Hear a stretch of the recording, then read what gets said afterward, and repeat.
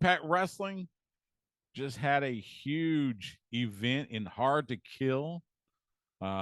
Big doings there. Not only did Josh Alexander retain the world title against Bully Ray, Mickie James, our dear friend, is now for the 5th time the Knockouts World Champion. To help us break all that down, joining me on the Vaqueros Cafe and Cantina hotline, it is the lead voice for Impact Wrestling, Tom Hannifan. Follow him on Twitter at Tom Hannifan. Tom, it's good to talk to you, my friend. You as well. Good to talk to you again. I'm glad that Mickie James and I can be in the same boat as being friends with the show. Glad to be in that company. I have been lucky enough. I've had Mickie on several times. Usually it's at Super Bowl. So right. Like last year I was in Los Angeles. Usually she's on Radio Row. Last couple times she hadn't been able to be there, but I was able to catch up with her a few weeks ago, and it's always a pleasure. We've even been at a party or two together. It's she's the best. She is. She's awesome. I know it's been about a week or so, but let's recap a little bit of Hard to Kill. Not only did you have Mickie James recapture the Knockouts World title, you also had, like I said, Josh Alexander retain against Bully Ray. And you would think after that battle, Bully Ray might decide, okay, let me step back a little bit. But no, apparently, it's that old adage, like a bad penny. He just shows up. And can you give me a hint as to what his motivation is? Does he just want to wreak havoc in Impact?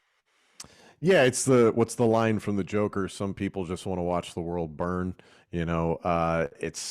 I think Bully Ray cares about Bully Ray and the success of Bully Ray, and that's it. Period. But it's this double-edged sword, Stu, because Bully Ray is a legend. He's a 2-time Hall of Famer in 2 different companies. He is a 2-time Impact World Champion. There's so much that he's done positively and negatively, especially in the history of Impact Wrestling. Having him with Impact gets eyeballs, whether you're tuning in to hate him or love him. So there's positives, but there's certainly a lot of negatives when it comes to Bully. I got to use a lot of different expletives to explain him, the beginning of Hard to Kill and Full Metal Mayhem. And thank you to Scott D'Amore and the beauty of pay-per-view allowing me to do that. But I think Bully Ray's earned every last one of them at this point. And to your point, like a bad penny, he just keeps turning up. And I think that's my fear and the fear of Impact Wrestling fans is that we're going to have to deal with more Bully. Yeah, I mean, I know he does his deal with Busted Open, and most everybody else on Busted Open are good friends. LaGreca, of course, Mark Henry, who lives here in Austin. I covered his son in high school football, but Bully Ray just, I don't know, there's something about him. The 6-man that started the show with Kushida getting the win. What a match! I mean, you got one of the best junior heavyweights in the world in Kushida, has held titles all over the place. Yuya Uemura, who we just got to see a few weeks ago here in Austin, wrestled for Inspire After Death, and put on an absolute masterpiece of a match against T. Ray Watford. And Mike Jackson. I mean, I was watching Mike Jackson as a kid in Jim Crockett Promotions. Yeah, you see the name Jackson pop up. I think a lot of people think of the Young Bucks, and it's like, well, we have the old Buck, and we have Mike Jackson. He's 73 years old, but still got that beautiful tan. He's got a better tan than most of the boys do, so good for him. And to his credit, he goes out there and he does oldest school on the ropes. He did it at the Slammiversary in the Reverse Battle Royal.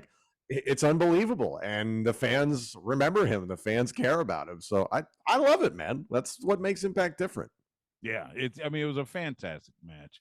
The Motor City Machine Guns seem to be on a roll. Not only are they the New Japan Strong Tag Team Champions, of course, the Impact World Tag Team Champions. Had a great match. Were able to retain at Hard to Kill. Who do you see as their next challenger?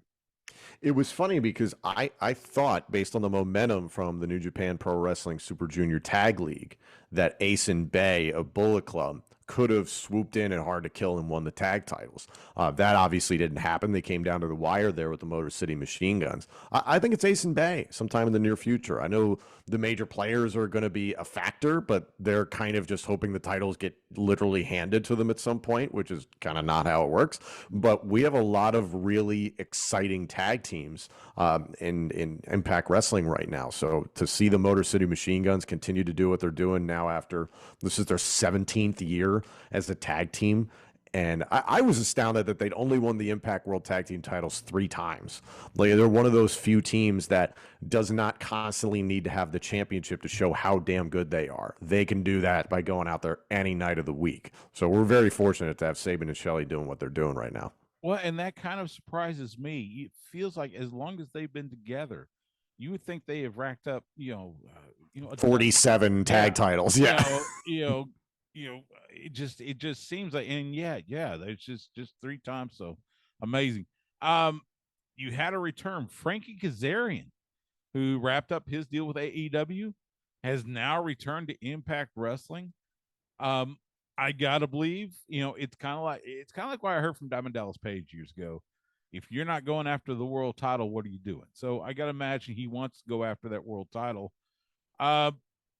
Just talk about having Frankie back in the Impact locker room and the experience and the wisdom that he can bring with all of his his already stellar resume in pro wrestling.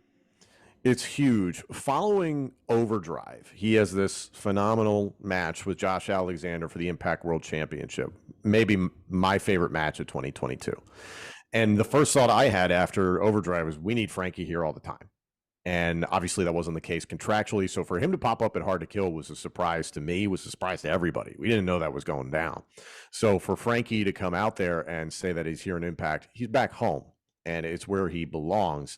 It's been really cool because from my time with Impact, I had the opportunity to come in the year that they're celebrating their 20-year anniversary. So the entire year I made sure on commentary, as did Matthew Raywall, to reinforce our history, to reinforce the now 21 years of history for Impact Wrestling. You can't tell that story without Frankie Kazarian. And for him to be able to contribute, for him to be able to teach, we have a young roster. We also have great veterans on our roster. Frankie bolsters us in ways in and out of the ring that you can't necessarily put on paper. So I'm thrilled that we have Frankie with us right now because it just feels right. You just said something, and it blows me away. And I think you and I talked about this last year. Impact Wrestling, 21 years. I mean, and look, let's be honest. There have been countless times that those of us that cover pro wrestling, we've put TNA or Impact Wrestling on the deathbed. I mean, it's yet it's like a cat. They keep coming back, and it feels like now. And I would say, and I say now, but it's actually been over the last couple of years. Impact Wrestling has found its groove. It's got a roster of, like you said, not only some phenomenal young talent, but veterans. It just feels like they are on a groove, and there's nothing that's going to stop them. And it's going to be one of those deals where we're going to be talking about Impact Wrestling for a very long time, in the same vein as, say, AEW or New Japan or something like that. I think time will tell. The one thing that's been important to me, Stu, is to see incremental progress. And I've talked about in a couple different platforms is that this past Bound for Glory was our highest attended event in 3 years. We sell out our first live event, Hard to Kill, of 2023. I hope that trend continues. That's incremental progress. That's a sign that, this company's trending in the right direction. I think the leadership from Anthem Sports and Entertainment with Len Aspern, Ed Nordholm is phenomenal. I think Scott D'Amore is a big reason why Impact Wrestling is trending in the right direction. His fingerprints are all over this roster, all over things in front of and behind the camera. Very, very important. Yeah, and I think something everybody has to keep in mind is that this is a company's production department that was grabbed in 2018 and moved to AEW. So imagine any company losing the most valuable asset they have, their production department, in creating pro wrestling. and trying to move forward. And then, oh, by the way, hitting a pandemic.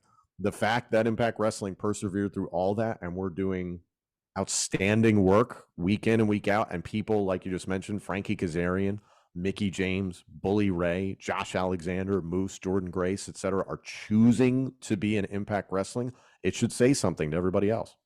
Yeah, I agree, and I think that, obviously the relationships that Impact has with New Japan Pro Wrestling, and even, to a degree AEW, um, that says something about their stability and their strength. It's it's one of those things, you never know who's going to come through that curtain. Like you mentioned, just mentioning Frankie Kazarian, just mentioned Kushida and Yuya Uemura. Let me ask you this: Is Impact has got a big 2023 setup? You got No Surrender coming up soon, with Mickey defending the Knockouts World Title against Masha Slamovich. Give me a kind of if you look in your crystal ball, tell me what else we can expect from Impact in 2023. Well, we've got No Surrender, as you mentioned, Friday, February 24th in Las Vegas. And then it's really important for this company because, as I just mentioned, the Canadian ties with this company, Impact and Anthem altogether, are very, very strong. To be back in Canada for the first time in 3 years in March in Windsor, Ontario, and then to be back in Toronto in April for the Rebellion pay-per-view, first time since 2019. Again, it's a sign of progress. It's a sign of getting to these fan bases that want Impact Wrestling, Canada being a big one of them. I would love to see Impact Wrestling in the United Kingdom sometime in the near future. Obviously, for the last handful of years, that's been an extraordinarily tall task, but I think Impact is working towards that at some point. And again, I don't book the shows, but I just know I love working in the United Kingdom, and the fans in the United Kingdom have supported Impact Wrestling for decades. So I think there's a lot of big things that are coming for Impact Wrestling, but like all things in wrestling, I encourage fans to be patient, and that often lands on deaf ears. It's incremental progress. So that's what's most important to me as the lead commentator. He is Tom Hannifan. Follow him on Twitter at Tom Hannifan, and catch him with Matthew Rimwald Thursday nights at 8 p.m. Eastern, 7 p.m. Central. Impact Wrestling on Access TV. Tom, as always, a pleasure to chat it up with you, man. All the best to you. Looking forward to a great year with Impact Wrestling. Thank you, Stu. Appreciate your time.